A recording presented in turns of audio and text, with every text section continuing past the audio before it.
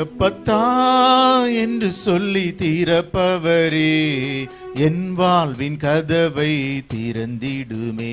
எப்பத்தா என்று சொல்லி தீரப்பவரே என் வாழ்வின் கதவை திறந்திடுமே.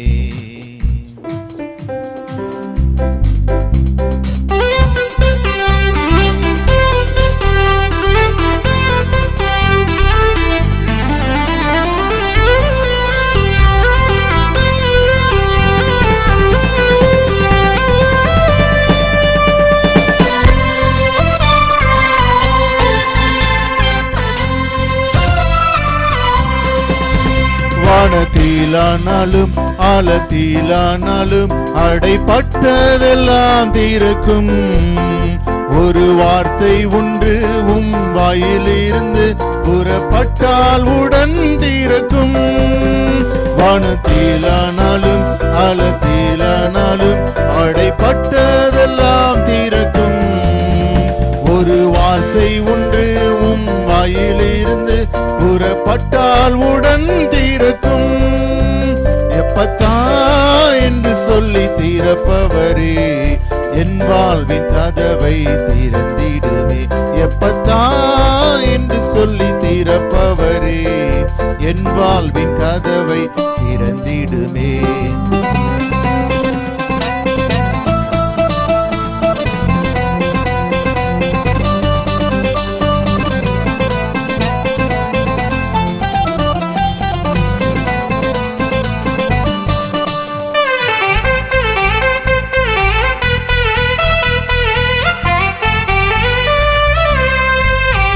செங்கடலானாலும் யோர்தானானாலும் உம்மை கண்டால் உடன் விலகும். எரிகோவானாலும் பர்வதமானாலும் முன்னே தகர்ந்து விழும். செங்கடலானாலும் யோர்தானானாலும் உம்மை கண்டால் உடன் விலகும். எரிகோவானாலும் பர்வதமானாலும் முன்னே தகர்ந்து விழும். எப்பத்தா என்று சொல்லி தீரப்பவரே என் வாழ்வின் கதவை திறந்திடுமே. எப்பத்தா என்று சொல்லி தீரப்பவரே என் வாழ்வின் கதவை திறந்திடுமே.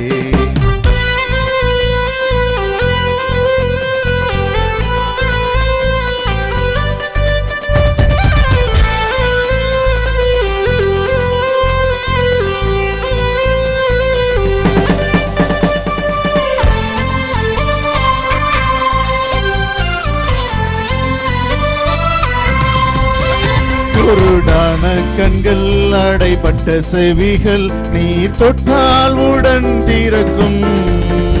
ஊமையான வாய்கள் மந்தமுள்ள நாவுகள் நீர் சொன்னால் உம்மை துதிக்கும்.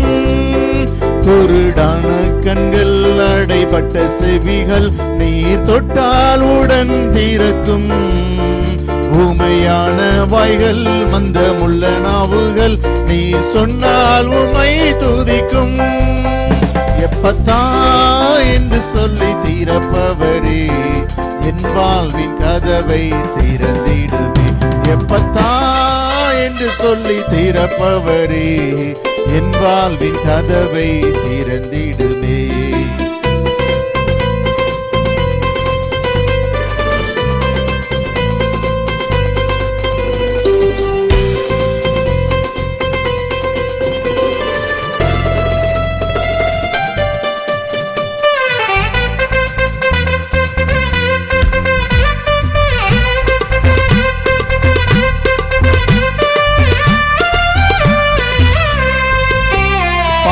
கட்டானாலும் சாப கட்டானாலும் இயேசு நாமத்தினால் அவிழும்.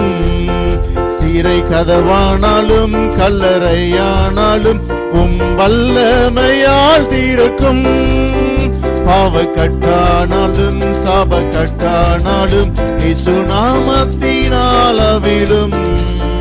சீரை கதவானாலும் கல்லறையானாலும் வல்லமையால் தீர்க்கும்.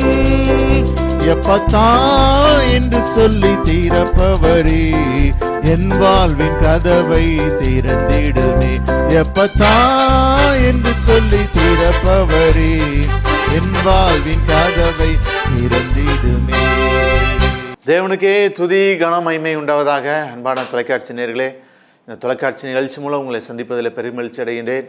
எல்லாம் சந்தோஷமாக இருக்கிறீங்களா? நீங்கள் எல்லாரும் சந்தோஷமாக இருப்பீர்கள் என்று கர்த்தருக்குள் விசுவாசிக்கிறேன். உங்கள் யாவரையும் தேவக்கரம் ஊழியங்கள் சார்பாக வாழ்த்தி வரவேற்கிறேன். செய்தியை கேட்பதற்கு முன்பதாக ஒரு நிமிஷம் தலை தாழ்த்தி ஜெபிப்போம். அன்பின் ஆண்டவரே, ஆவியானவர் எங்களோடு பேசுங்கப்பா, அப்படியே மறைத்து கொள்ளுங்க. உங்களுடைய நாம மாத்திரம் மகிமைப்படட்டும். நீங்கள் பேசுங்க, நாங்கள் கேட்கிறோம்.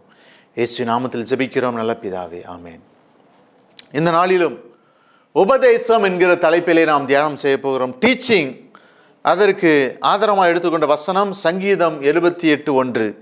என் ஜனங்களே, என் உபதேசத்தை கேளுங்கள், என் வாயின் வசனங்களுக்கு உங்கள் செவிகளை சாயுங்கள். என் ஜனங்களே, என் உபதேசத்தை கேளுங்கள், என் வாயின் வசனங்களுக்கு உங்கள் செவிகளை சாயுங்கள். இந்த சங்கீதம் ஆசாப் எழுதின மஸ்கீஸ் என்னும் போதக சங்கீதமாகும்.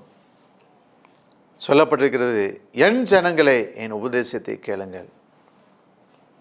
உபாகமம் 32:1-2 வசனங்கள் சொல்றது, வானங்களே செவி கொடுங்கள், நான் பேசுவேன். பூமியே, என் வாய்மொழிகளை கேட்பாயாக. மழையானது இளம் பயிரின் மேல் பொழிவது போல என் உபதேசம் பொழியும். பனித்துளிகள் புள்ளின் மேல் இறங்குவது போல என் வசனம் இறங்கும். பிரியமானவர்களே, வேதத்திலே யாரெல்லாம் உபதேசம் பண்ணினார்கள் என்று சொல்லி பார்க்கின்ற பொழுது, யோசபாத் யூதாவில் உபதேசம் பண்ணினான். 2 நாளாகமம் 17ஆம் அதிகாரம் 6-8 வசனங்களை நாம் பார்க்கின்ற பொழுது, கர்த்தருடைய வழிகளில் அவன் இருதயம் உற்சாகம் கொண்டது, அவன் மேடைகளையும் விக்கிரக தோப்புக்களையும் யூதாவை விட்டகற்றினான். அவன் அரசாண்ட 3ஆம் வருஷத்தில் யூதாவின் பட்டணங்களிலே உபதேசம் பண்ணும்படிக்கு அவன் தன் பிரபுக்களாகிய பெண்ணாயிலையும் உபதையாவையும் சகரியாவையும் நெதனேலையும் மிகாயாவையும் இவர்களுடைய கூட சமாயா, நெதனியா, செய்தியா, ஆசகேல், செமிரமோத், யோனாத்தான், அதோனியா, தொபியா, தோபத்தோனியா என்னும் லேவியரையும் இவர்களோட கூட ஆசாரியரான எலிசமாவையும் யோராமையும் அனுப்பினான் என்று சொல்லி பார்க்கின்றோம். உபதேசம் எதற்கு? உபதேசம் அவசியம். சிஎஸ்ஐ சர்ச்சில், அதாவது குருவானவருக்கு அடுத்த ஸ்தானத்தில் இருப்பவர்களுக்கு பெயர் உபதேசியார். அவர்களுக்கு பெயர் உபதேசியார் என்று சொல்வார்கள். கேட்டிகஸ்ட், உபதேசியார். பிரியமானவர்களே, அந்த காலத்தில் மிஷினரிமார்களால் இந்த உபதேசியார் என்ற பெயர் ஏற்படுத்தப்பட்டது. கேட்டிகஸ்ட், உபதேசியார். வேதத்திலே சாலமோனின் உபதேசத்தை குறித்து பார்க்கும்போது, நீதிமொழிகள் 1ஆம் அதிகாரம் 1-3 வசனங்களை பார்க்கும்போது, தாவீதின் குமாரனும் இஸ்ரவேலின் ராஜாவுமாகிய சாலமோனின் நீதிமொழிகள் இவைகளால் ஞானத்தையும் போதகத்தையும் அறிந்து புத்திமதிகளை உணர்ந்து விவேகம், நீதி, நியாயம், நிதானம் என்பவைகளை பற்றிய உபதேசத்தை அடையலாம். சாலமோன் இங்கே உபதேசம் பண்ணி இருக்கிறார், அவர் எழுதி வைத்திருக்கிறார். அதான் சொல்லப்படுது, தாவீதின் குமாரனும் இஸ்ரவேலின் ராஜாவுமாகிய சாலமோனின் நீதிமொழிகள் இவைகளால் ஞானத்தை, அதில் சொல்லப்பட்டிருக்கிறது.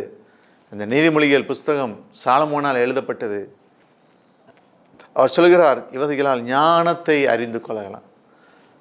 ஞானம், நீதிமொழிகளை வாசிக்க நமக்கு ஞானத்தை நாம் பெருக்கிக் கொள்ள முடியும். நீதிமொழிகளை வாசிக்கின்ற பொழுது ஞானத்தை நாம் பெற்றுக்கொள்ள முடியும், புத்திமதிகளை அறிய முடியும். அது மாத்திரமல்ல, விவேகம், நீதி, அதான் நீதிமொழிகள் சொல்ல. நீதிமொழிகளை வாசிக்க நம்ம நீதியோடு நடப்போம். நீங்கள் நீதியோடு நடக்கிறோமா? யோசித்து பாருங்க. நீதிமான்கள் ஒருவனும் இல்லை. ஒரு கதை உண்டு. ஒரு கதை, ஒரு ஊரில் ஒரு அண்ணனும் ஒரு தம்பியும் இருந்தாங்க. அண்ணன் ரொம்ப பணக்காரன்,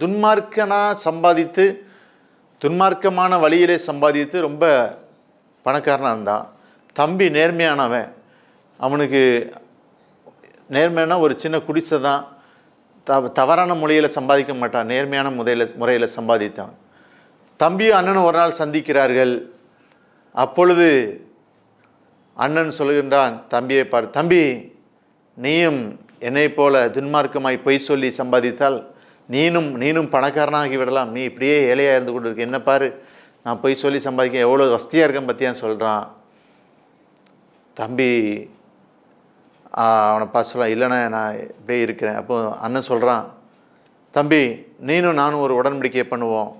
என்ன உடன்படிக்கைன்னா, இந்த உலகத்தில் ஒரு 3 பேரை பார்ப்போம், 3 பேரை சந்திப்போம். 3 பேரும் நல்லவங்கன்னு சொல்லிட்டாங்கன்னா என் சொத்தை ஃபுல்லாக உனக்கு நான் எழுதி வச்சுருந்தேன். 3 பேரும் நல்லவங்கன்னு சொல்லலைன்னா உன் சொத்தை இருக்கிற அந்த குடிசை நீ எனக்கு தந்துடணும். இந்த உடன்படிக்கை சரியா?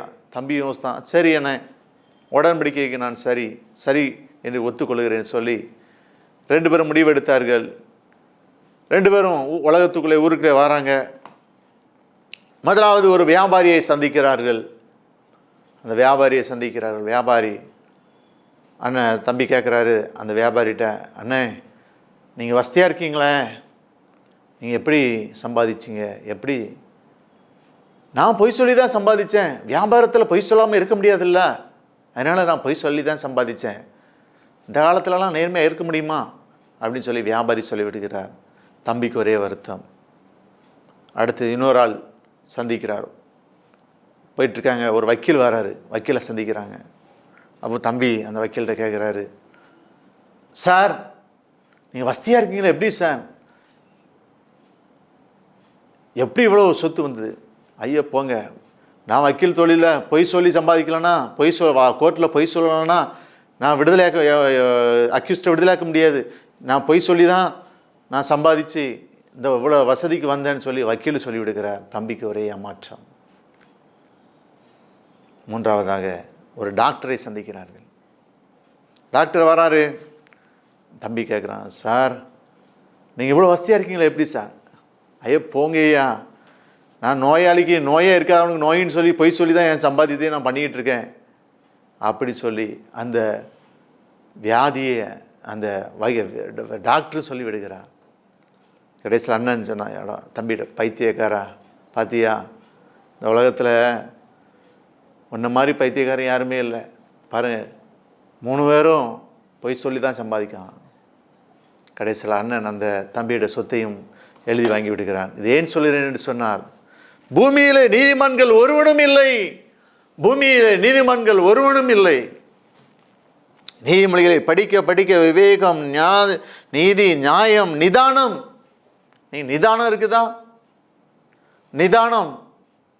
நிதானமாக பேசுகிறோம். கணவன் மனைவி கிடையாது சண்டை வருதுன்னா கொஞ்சம் பொறுமை கிடையாது. பொறுமையோடு இருக்கணும். 2 பேரும் அட்ஜஸ்ட் பண்ணி போகணும். குடும்பத்தில் சண்டை இல்லாமல் வாழணும். அதுதான் குடும்பம். குடும்பம் ஒரு பரலோகம்னு சொல்லுவாங்க.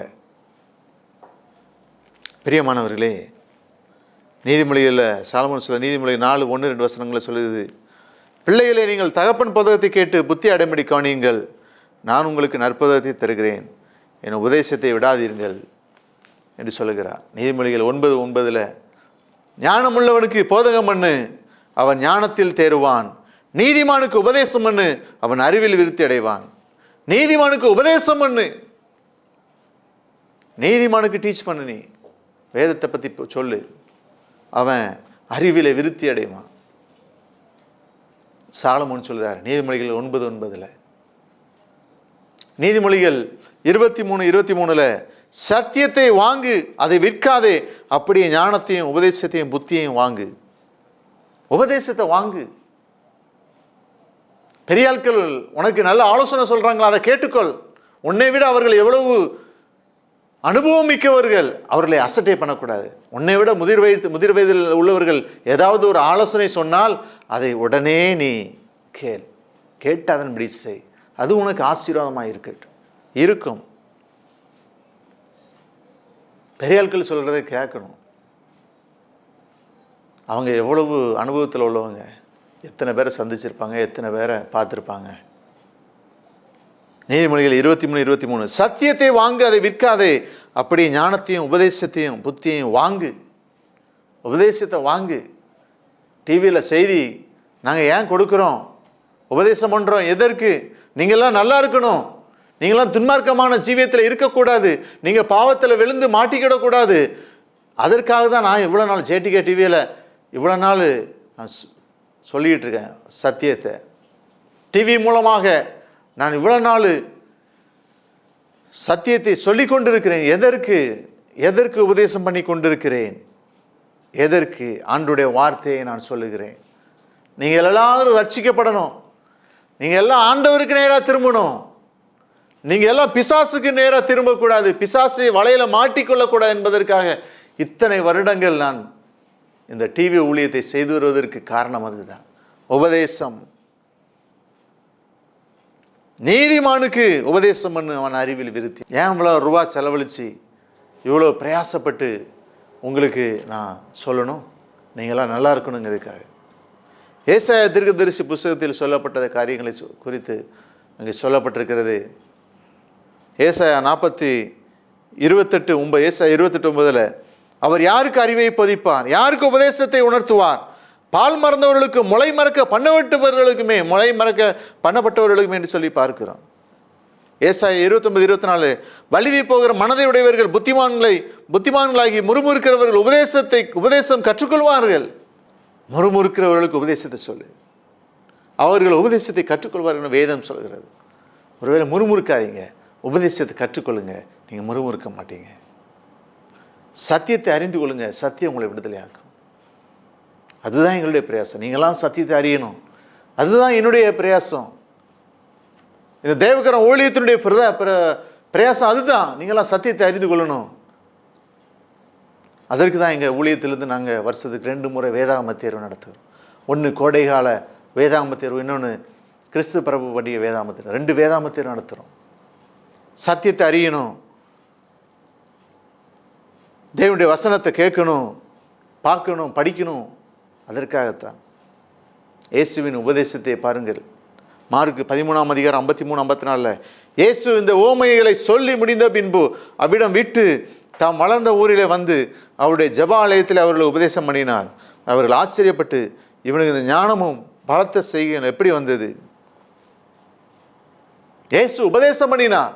அவருடைய வயசு கம்மி தான், அவருடைய வாலிப பிராயத்தில் உபதேசம் பண்ணினார். மார்க்கு 11:17 என்னுடைய வீடு எல்லா ஜனங்களுக்கு ஜெப வீடு எனப்படும் என்று எழுதியிருக்கிறோம் இல்லையா? நீங்கள் அதை கல்லர் குகையாக்கினேன் என்று அவர்களுக்கு உபதேசித்தார். உபதேசம் இன்னைக்கு தேவை. சர்ச்சஸில் கன்வென்ஷன் கூட்டங்கள் தேவை. கன்வென்ஷன் கூட்டங்கள், உபவாச கூட்டங்கள், முழுவிரு ஜெபங்கள் சர்ச்சஸில் தேவை. ஏனென்றால் அங்கே உபதேசம் இருக்கிறது. நம்ம எல்லாம் எதற்கு போனோம்னா, நம்மை பில்டு பண்ண, நம்மை உருவாக்க. எதற்கு சர்ச்சுக்கு போகிறோம்? எதற்கு இப்படிப்பட்ட தொலைக்காட்சி நிகழ்ச்சிகளிலே அந்த நிகழ்ச்சியை பார்க்கிறோம்? நம்மை பில்டு பண்ண, நம்மை உருவாக்க, நம்மை கட்டி அமைக்க. அதான் என்னுடைய வீடு எல்லாரும் ஜெப வீடு எனப்படும் என்று எழுதியிருக்கிறோம் இல்லையா? நீங்கள் அதை கல்லர் குகையாக்குன்னு சொல்லி உபதேசித்தார். அதை வேத பாரகரும் பிரதான ஆசிரியர் கேட்டு அவரை கொலை செய்ய வைத்தனர். ஆகிலும் ஜனங்கள் எல்லாரும் அவருடைய உபதேசத்தை குறித்து ஆச்சரியப்பட்ட அவருக்கு பயந்திருந்தார்கள். இயேசு ஜனங்களுக்கு உபதேசம் பண்ணுகிறார். யோவான் 8:1-2 இயேசு ஒலிவ மலைக்கு போனார். மறுநாள் காலையில் அவர் திரும்பி தேவாலயத்துக்கு வந்தபோது ஜனங்கள் எல்லாரும் அவரிடத்தில் வந்தார்கள். அவர் உட்கார்ந்து அவர்களுக்கு உபதேசம் பண்ணினார். இயேசுனுடைய ஊழியத்தில் அந்த டீச்சிங் மினிஸ்ட்ரி நிறையா பார்க்கலாம். இயேசுனுடைய ஊழியத்தில் டீச்சிங் மினிஸ்ட்ரிஸ் ஆயிரக்கணக்கான, இயேசு போன இடங்கள்லாம் ஆயிரக்கணக்கான மக்கள் சூழ்ந்து கொள்வார்கள். யோவான் 7:16 இயேசு அவர்களுக்கு பெருத்தமாக, என் உபதேசம் என்னுடையதாக இராமல் என்னை அனுப்பினுடையதாக இருக்கிறது. என்னுடையதாக இராமல் என்னை அனுப்பினுடையதாக இருக்கிறது, பிதாவினுடையதாக இருக்கிறது.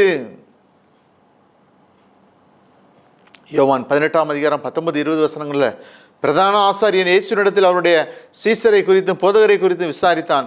இயேசு அவனுக்கு பிரயத்தனமாக, நான் வெளியரங்கமாய் உலகத்துடனே பேசினேன். ஜெப ஆலயங்களிலேயும் யூதர்கள் எல்லாரும் கூடி வருகிற தேவாலயத்தில் எப்பொழுதும் உபதேசித்தேன். எப்பொழுதும் உபதேசிக்கிறார் சொல்லாரு. ஜெப ஆலயங்களிலேயும் யூதர்கள் எல்லாரும் கூடி வருகிற தேவாலயத்திலேயும் எப்பொழுதும் உபதேசித்தேன். அந்தரங்கத்திலே நான் ஒன்றும் பேசவில்லை. பார்த்தீங்களா? அதனால் உபதேசம் அவசியம். இன்னைக்கு உபதேசம் இல்லாதனால தான் ஜனங்கள் சீர்கெட்டு போகிறார்கள். உபதேசம் இல்லாதனால தான் ஜனங்கள் இன்னைக்கு பாவத்திலே கிடக்கிறார்கள். சரியான டீச்சிங் இல்லாதனால. பிரியமானவர்களே, 2 தீமோத்தேயு 3:16-17 சொல்லுது, வேத வாக்கியங்கள் எல்லாம் தேவ ஆவியினால் அருளப்பட்டிருக்கிறது. தேவனுடைய மனுஷன் தேறினவனாகவும் எந்த நற்கிரியையும் செய்ய தகுதியாக இருக்கும்படி அவைகள் உபதேசத்துக்கும் கடிந்து கொள்ளுதலுக்கும் சீர்திருத்தலுக்கும் நீதியை படிப்புதலுக்கும் பிரயோஜனமுள்ளவர்களாக இருக்கிறது. பார்த்தீங்களா? உபதேசம் பண்ணனா அது ஜனங்களுக்கு பிரயோஜனமுள்ளவைகளாக இருக்கிறது. பிரயோஜனமுள்ளவைகளாக இருக்கிறது. வேத வாக்கியங்கள் எல்லாம் தேவ ஆவியினால் அருளப்பட்டிருக்கிறது. இந்த வேதத்தில் உள்ள வாக்கியங்கள் எல்லாம் தேவ ஆவியினால் அருளப்பட்டிருக்கிறது. தேவனுடைய மனுஷன் தேறினவனாகவும் எந்த நற்கிரியையும் செய்ய தகுதியில்லாமல் இருக்கும்படியாக அவைகள் உபதேசத்துக்கும் கடிந்து கொள்ளுதலுக்கும் சீர்திருத்தலுக்கும், நீங்கள் நானும் சீர்திருந்த வேண்டும், சீர்திருந்தணும், நீதியை படிப்பிக்குதலுக்கும் பிரயோஜனமுள்ளவர்களாக இருக்கிறது. ஜெபிப்போமா? அன்பின் ஆண்டவரே, உம்மை துதிக்கிறோம், ஸ்தோத்திரிக்கிறோம். ஆண்டவரே, என் ஜனங்களே, என் உபதேசத்தை கேளுங்கள், என் வாயின் வசனங்களுக்கு உங்கள் செவிகளை சாயுங்கள். ஆண்டவரே, நீர் எங்களுக்கு உபதேசம் பண்ணினீர், போதித்தீர், நன்றி செலுத்துகின்றோம். நாங்கள் எல்லாரும் நல்லா இருக்கணுன்றதுக்காக. அதே போல நாங்களும் டிவி மூலமாக மக்களுக்கு உபதேசிக்கிறோம். மக்கள் எல்லாரும் மனம் திரும்பும்படியாக, நல்ல வழியிலே நடக்க முடியாது. அன்பின் ஆண்டவரே, இந்த தொலைக்காட்சி நிகழ்ச்சியை பார்த்து கொண்டிருக்கிற ஒவ்வொருவரையும் ஆசீர்வதியும். நிறைவான நன்மைகள் உண்டாகட்டும். நன்மையும் கிருபையும் சூழ்ந்து கொள்ளட்டும். பலவீனத்தோடு இருப்பார்களான அவருடைய பலவீனங்கள் மாறட்டும். சுவீனத்தோடு இருப்பார்கள் சுவீனங்கள் மாறட்டும். ஐயோ, வேலை இல்லையே, என் மகளுக்கு குழந்தை இல்லையே, குழந்தை பாக்கியத்தை கொடும். வேலை இல்லாதவர்களுக்கு வேலை வாய்ப்பை ஏற்படுத்தி கொடும். விவசாயம் செய்கிறவர்களுக்கு நல்ல விவசாயத்தில் நல்ல மழையை தந்து ஆசீர்வதியும். பார்த்து கொண்டிருக்க ஒவ்வொருவருக்கும், தீமைகளுக்கும், வாதைகளுக்கும், பொறாமைகளுக்கும் ஆண்டவர் ஒவ்வொருவரையும் விலைக்கு காத்துக்கணும். ஒவ்வொருவரையும் விலைக்கு காத்துக்கணும். ஆசீர்வதியும். இயேசு நாமத்தில் ஜெபிக்கிறோம் நல்ல பிதாவே, ஆமென். அன்பு தொலைக்காட்சி நேயர்களே, இந்த தொலைக்காட்சி நிகழ்ச்சி உங்களுக்கு ஆசீர்வாதமாக இருந்திருக்கும் என்று கர்த்தருக்குள் விசுவாசிக்கிறேன். தொடர்ந்து இந்த நிகழ்ச்சிக்காக நீங்கள் ஜெபியுங்கள். உங்களுடைய காணிக்கையினால் நீங்கள் தாங்கலாம், கூகுள் பே மூலமாக அனுப்பலாம். மற்றவர்களுக்கு தெரியப்படுத்துங்கள். என்னுடைய யூடியூப் சேனலை சப்ஸ்கிரைப் பண்ண மறவாதீர்கள். யூடியூப்பில் காட்ஸ் கேன் மினிஸ்ட்ரி போட்டிங்கன்னா என்னுடைய பாட்டு செய்திகளை நீங்கள் பார்க்கலாம். தொடர்ந்து கர்த்தர் உங்களை ஆசீர்வதிப்பாராக. நிகழ்ச்சியை தாங்குங்கள், ஜெபியுங்கள். கர்த்தர் உங்களை ஆசீர்வதிப்பாராக. ஆமென். God bless you.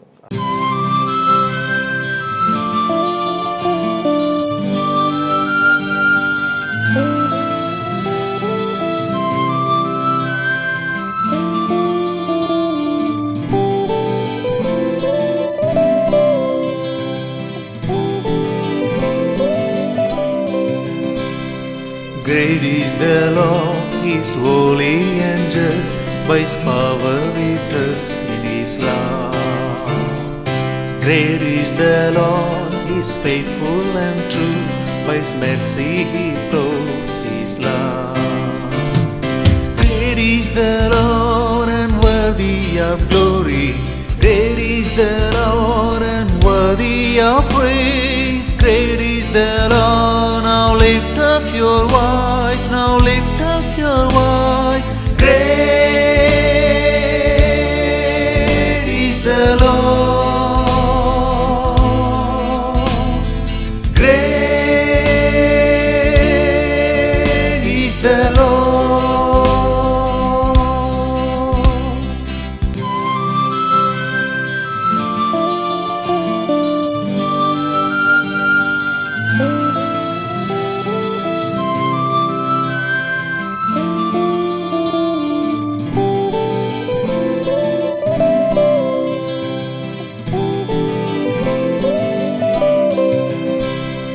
Great is the Lord, He is holy and just, by His power we trust in His love. Great is the Lord, He is faithful and true, by His mercy He flows His love. Great are you, Lord, and worthy of glory. Great are you, Lord, and worthy of praise. Great are you, Lord, now lift up your voice, now lift up your voice. Great are you, Lord. Great are you, Lord. Great is the Lord, He is holy and just, by His power we trust in His love. Great is the Lord, He is faithful and true, by His mercy He flows His love.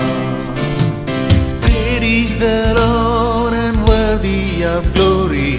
Great is the Lord and worthy of praise. Great is the Lord, now lift up your voice, now lift up your voice. Great is the Lord.